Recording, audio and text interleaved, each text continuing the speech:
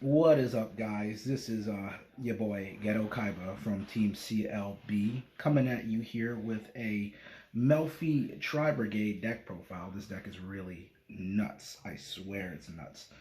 But I mean, with the inclusion of Joya's Melffys and the rest of the Tri-Brigade engine, this deck has gone from like budget casual to pretty darn slept on competitive, if you ask me. So without further ado, I'm gonna go ahead and start with this profile. I'm gonna start with the Melffy lineup first. So we're gonna start off with 3 copies of your cute, adorable Melffy puppy. Obviously, all he does is summon a beast from the deck, and if you attack it, or if they normal summon or special summon, which is kind of funny because you get to summon other beasts that kind of like to mess around, jump back and forth, do other things, you know, love shenanigans. Also, it summons itself at the end phase, so it's kind of, or your end phase, not your opponent's end phase, but you know, it is what it is. But puppy, friend to all. Next, I'm playing 2 copies of Melffy Caddy. Same concept, bounce it to add any beast from your deck to your hand. So we play a plethora of beasts that does a lot of different things here. So it's kind of crazy. Nothing else more to say about that. Next off, we have our Tri-Brigade line. So we're going to start off with 3 copies of Tri-Brigade Fractal. Easier said, this card just says, oh cool, I discard, and I can send 1 level 3 or lower beast from my deck to the graveyard. So it helps you set up. Also helps you search for another Tri-Brigade monster that we play in the deck in nice shiny Tri-Brigade Karis and 2 copies. He also says that you can discard 1 beast warrior, or wing beast to summon himself. And all of the Tri-Brigade monsters have this wonderful effect that you can banish any beast warrior, or wing beast. Then summon 1 Tri-Brigade, or not Tri-Brigade, but summon any link monster that's beast, wing beast, or beast warrior from your extra deck based on how many you banish. But it has to be how many you banish, not lesser or more, obviously. But yeah, that's not much else to say about that one. I'm playing 1 copy of Tri-Brigade Nerval. All he says is if he's sent to the graveyard, search a Tri-Brigade monster. So basically the combo is you discard Fractal, search Karis, discard Fractal, dump this goes off, search Karis, and now you have a free level 2 in your hand to do things with later on. So now for our generic Beastie Boys. 3 of the best beasts in the game. Rescue Cat. Literally cheats out 2 level 3 or lower beasts from your deck. So you can go into many different combos with that. You can go into a free XZ, you can go into a free Sync 5, Link 2, anything you really need at that moment. It's really stupid. But 3 copies of Nimble Beaver, a pseudo Rescue Cat. It just cheats out another Nimble monster from your deck, but in this case we're just going to summon another copy of Nimble Beaver and do the same concept, go into a Link 2, go into a Rank 2. Yeah, easier said than done. Next up, 2 of our Disruption Beastie, Kalantosa, Mythical Beast of the Forest. So all he says is whenever he is special summoned by a beast monster, target a card on field, destroy it. That's not also once per turn. So if you can cheat out multiple copies during the turn, that's multiple pops that you can do. So yeah, that's it on that one. We're playing 2 extenders in Amazoness Baby Tiger. So Baby Tiger, even this card being in hand, or if you have double copies in hand, it's actually still really good because you can still cheat out a rank 2 with it. Because it says if it's normal or special, if another Amazoness is normal or special summon, you can special summon this from your hand or from your graveyard. So you literally normal summon this. If you have the second copy, it summons itself, and then you go into a free rank 2 or free rank 2. It's absolutely stupid. So we're also playing 1 copy of Mind Mole and 1 copy of Valeraphon, Mythical Beast of the Forest. This is our Sync 5 package, kind of, sort of. If you Rescue Cat, you can summon these 2. You link into a particular level 5 beastie that I have in my extra deck, and he says you get a draw after you do it, And this is a monster reborn by discarding a card. So you can also summon back Calantosa because it doesn't summon back with its effects negated. So yeah, free cards all day. Last small beastie, we have one Hopier Squadron. It's really good with cat because if you have puppy and cat, you can bounce the puppy, summon the Calantosa, pop a card they control, bounce the cat back, search Hopier Squadron, and then you can literally say, I'm going to reveal him in hand, target my Calantosa, summon him, and then immediately sync off into a level 4 synchro monster that I think everyone that can play it is playing right now. So it's really good in that regard. I am playing one copy of Miss Valley Apex Avian. Only reason I play this is because I play the Simorgh line, because you can cheat out the big Link 3 Simorgh with any of your Tri-Brigade monsters. So it's kind of crazy. Free negate, extra negate. We like these. And now I'm also playing one of the new Alpha, the Master of Beasts. I've seen a lot of builds play 3. I've seen a lot of builds play 2. I only own 1, but I think 1 is enough because you can search it off a cat and it can be a disruption piece for your opponent on the next turn. So yeah, cards. And I also play randomly just 2 copies of Ghost Ogre and Snow Rabbit. It's a free pop. It's something that you can use. I've been wishy-washy between Ghost Ogre and Ash. So whichever one fits the bill, literally. But that goes it for all the monsters. Let's do the spells. So we're going to start off with 3 of the pretty much best spell in your deck. Obedient School literally says you can summon, if you control no monsters, summon 3 beasts from your deck, but it has to be level 3 or lower. Their effects are negated, they can't be destroyed, and they're destroyed during the end phase, but you don't really mind because you're either going to make a Link 2 out of it, you're going to make a rank 2 out of it, or like you're just going to extend further with the monsters you're given, you make. So it's just. Also, this is a once per turn. 3 copies of Fire Formation Tenki. We only really play this to search out our fractal so we can go into our Tri-Brigade plays if we have to. Just extra extenders, extra ways to make sure you have a very optimal hand starting out whenever you go first or go second.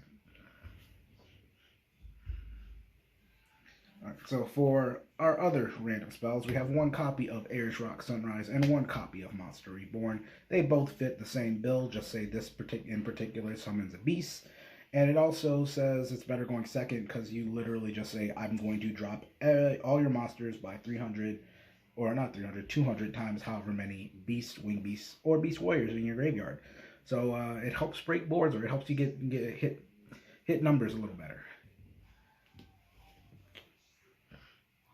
As far as Melffy spells, I'm playing 1 Melffy Tag and 1 Melffy Hide and Seek. Tag is a quick play monster reborn for any Melffy, including the extra deck Melffy, so it's kind of nice, but you can only activate one per turn. And Hide and Seek says the first time any of your beasts will be destroyed by a card effect, they're not destroyed, and you can shuffle any 3 beasts with different names back into the deck to draw a card. So it helps you get your resources back. Might conflict a little bit with the Tri-Brigade engine, not really that much, but you know, if we want to see certain cards back into the extra deck, we want to see certain cards back in the extra deck. So here's that. And for our trap lineup, we're only playing 3 copies of Infinite Impermanence. Nothing is really needed or to be explained about this card other than it's just a negate and it's a disruption piece. So there's that. That's the whole main deck. 41 cards, if I'm not mistaken. Let's go to the extra deck. So I'm going to start with the Tri-Brigade Link monsters first. And I'm going to play 2 of Tri-Brigade Verjeet. I can't English language, so it's just, all she says is I get to special summon 1 beast warrior, wing beast from your hand that's level 4 or lower. Doesn't negate their effects, thankfully, and everything like that. And it also says if it gets sent to the graveyard, you can draw a card and put a card from the bottom, put a card to the bottom of the deck. So it helps you recycle through your cards, which is really good. 1 Tri-Brigade Rugal. He is a monster reborn on your opponent's turn, but the effects are negated, and it bounces back to the hand at the end phase. But at least it's good enough to play for the next card that we play, because it turns to a disruption at that point. Also, he also drops all monsters your opponent currently controls by 300 times however many types of monsters you have on board. So that might come up every now and then. I don't see that coming up that much, but I mean, it's worthy play as one of at least.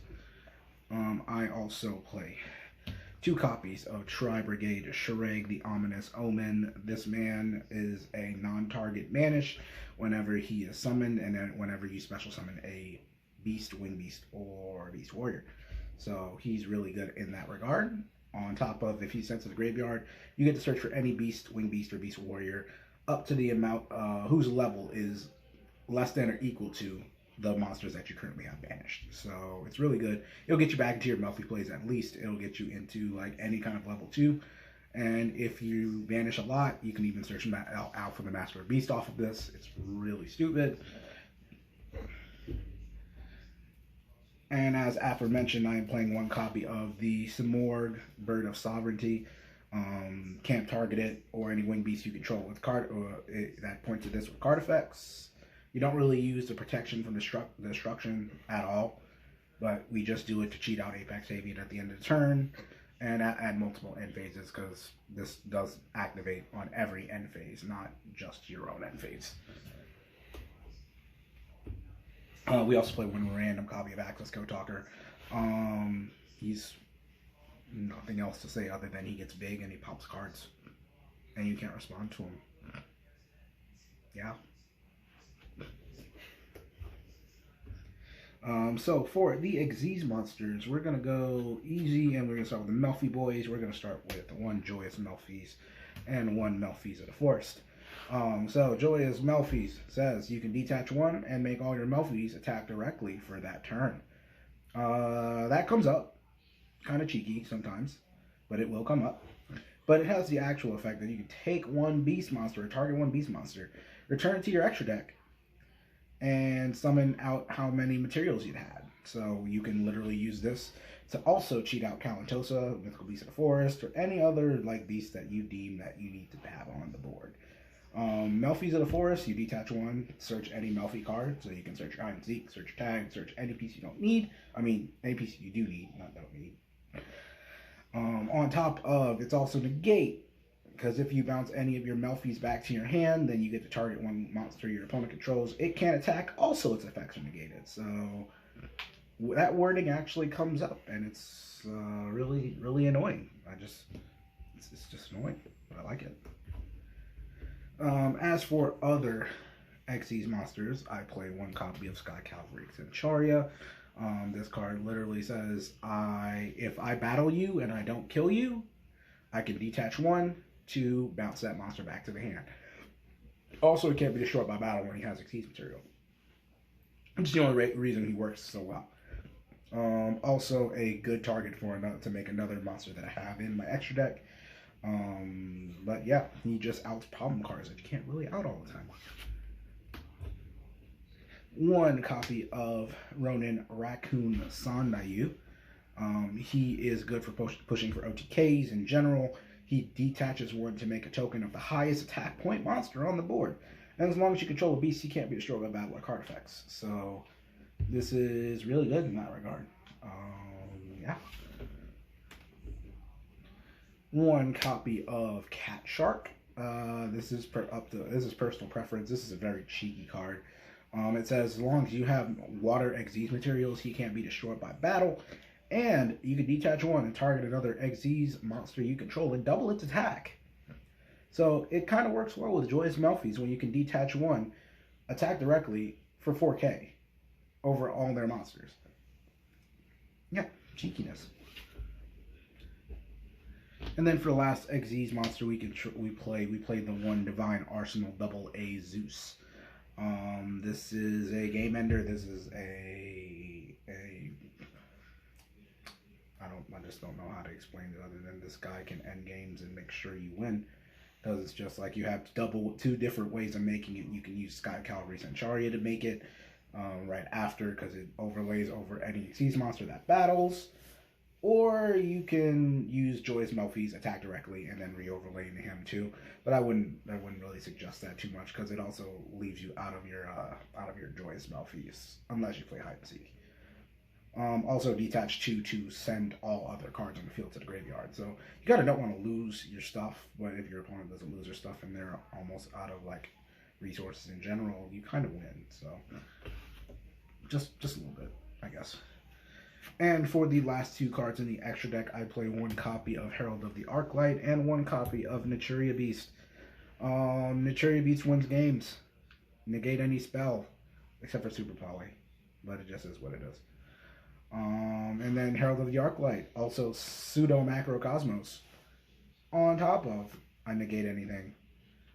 So it's really good because you cheat this out with Hop Your Squadron and any level 2 beast that you control. And Rescue Cat just summons this out with not Kalantosa, Mind Mole, and Bellerophon, and you get a free draw off it. So it's just really good. But yeah, that was the deck profile. If you want to see any duels with this, obviously just let the channel know. Like, subscribe, and yeah, we'll see you guys later.